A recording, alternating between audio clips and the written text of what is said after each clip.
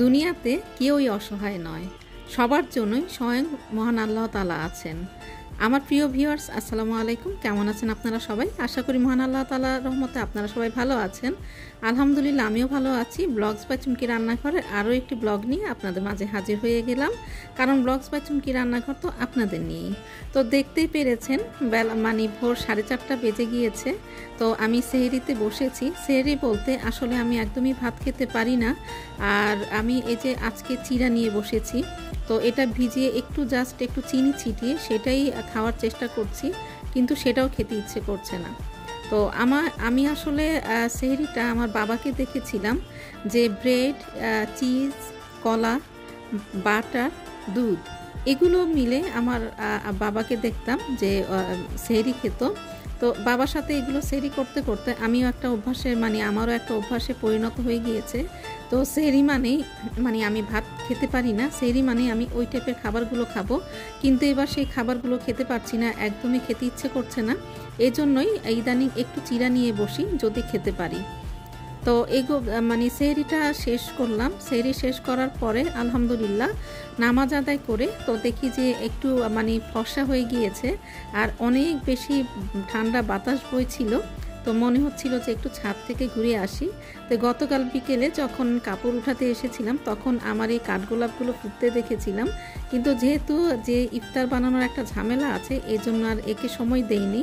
তাই এখন একটু সময় পেয়েছি, তাই আমার কাঠগোলাপগুলোকে একটু সময় দিচ্ছি। মনে হয় যে আমার সাথে কথা বলছে, আর একদম মনটা আমার তখনই যেন ভালো হয়ে গেল। এরপরে নিচে নেমে আসলাম। নিচে নেমে আসার পরে এই যে গতকালকে আপনাদের ভাই অনেকগুলো লাল টকটকে টমেটো নিয়ে এসেছিল, এতটাই লোভনীয়। তো সেগুলোকে ধুয়ে পানি ঝারিয়ে রেখে দিয়েছিলাম। তো আজকে একটু সসের জন্য একবারে সিদ্ধ করে সসটা বানিয়েই রাখবো। আর এখন কিন্তু টমেটো অনেক বেশি কম দামে পাওয়া যাচ্ছে। আমার কাছে মনে হচ্ছে যে এই সুযোগটা হাতছাড়া করাটা একদমই ঠিক না, চাইলে আরও কিছু কেনার দরকার। তো এরপরে একটু বাইরে গিয়েছি সব কাজ সেরে। তো খালা বলেছে একটু দেরি করে আসবে, তো এই জন্যই আমি একটু বের হলাম। আর এই যে রাস্তাটা দেখছেন এটা আমার ছেলেবেলার খেলার সাথী। আর এখানে কত দৌড়েছি, কত ব্যাডমিন্টন খেলেছি, বড় আপুদের সাথে ঘুরে বেরিয়েছি। আর মনে হচ্ছে যে আমার মা মনে হয় গেটে দাঁড়িয়ে আছেন। আমি যখন বড় আপুদের সাথে একটু হাঁটতে বের হতাম বা ব্যাডমিন্টন খেলতাম, এই মাগরিবের নামাজ আজান দেওয়ার সময় হয়েছে, তখনই আমার মাকে দেখব গেটের সামনে দাঁড়িয়ে আছে, অথবা দারোয়ানকে পাঠিয়ে দিয়েছে, অথবা আমার ভাইয়ের একটা ধমক। এটা যেন আমার জন্য একটা কমন ব্যাপার ছিল। তো সেই স্মৃতিগুলো এই রাস্তা দিয়ে যখন যাওয়া আসা করি তখনই মনে হয়ে যায়। তো যাই হোক, বাসায় যখন আসলাম এসে তো আমার মাথায় হাত। তো একে তো রোজার দিন, তার উপরে খালার নাকি অনেক জ্বর, বলেছিল দেরি হলেও আসবে। তো খালা শেষ পর্যন্ত আসেইনি। তো এসেই একটু ফ্রেশ হয়ে আমি যখন বাইরে থেকে আসি তখন আমার একটা অভ্যাস যে আমি হাতটা ধুয়ে নিব আর ড্রেসটা চেঞ্জ করে নিব, তারপরে আমি ঘরের কাজে লেগে যাব। তো তারপরে কিছু আমি অর্ধেক ধুয়ে ফেলেছি, আর বাকি কিছু আবার আছে যেগুলো কন্টেনার, সেগুলো ধুয়ে ফেলেছি, আর হাঁড়ি পাতিলগুলো এখনও আছে। তো যেগুলো ধুয়ে ফেলেছি সেগুলো একটু পানি ঝরাতে রেখে দিয়েছি, এগুলো উঠিয়ে তারপরে হাঁড়ি পাতিলগুলো ধুয়ে নিব।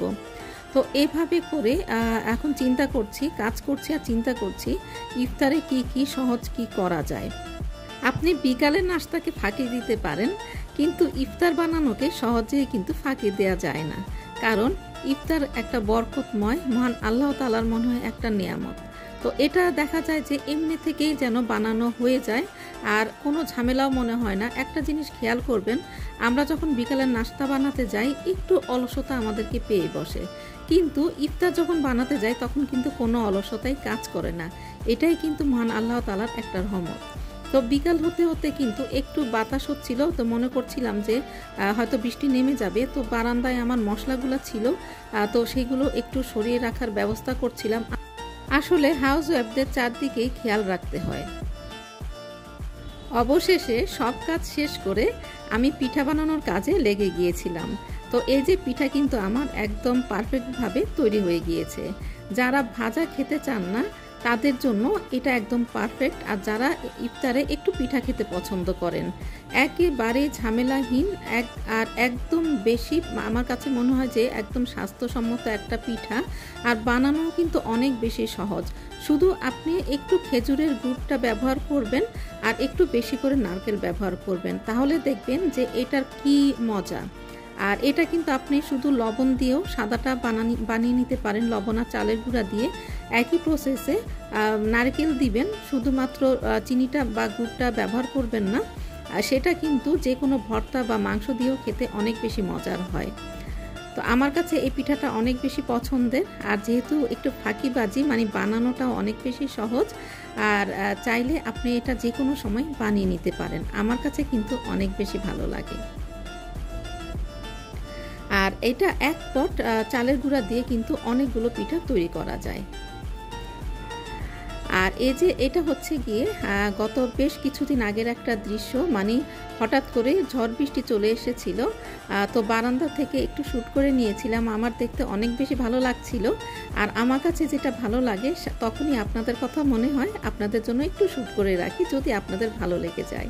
তো আমি ভিডিওর একদম শেষ পর্যায়ে চলে এসেছি। তো এই পর্যন্ত যারা আমার সাথে আছেন তাদেরকে জানাই অনেক অনেক কৃতজ্ঞতা আর অনেক অনেক ধন্যবাদ।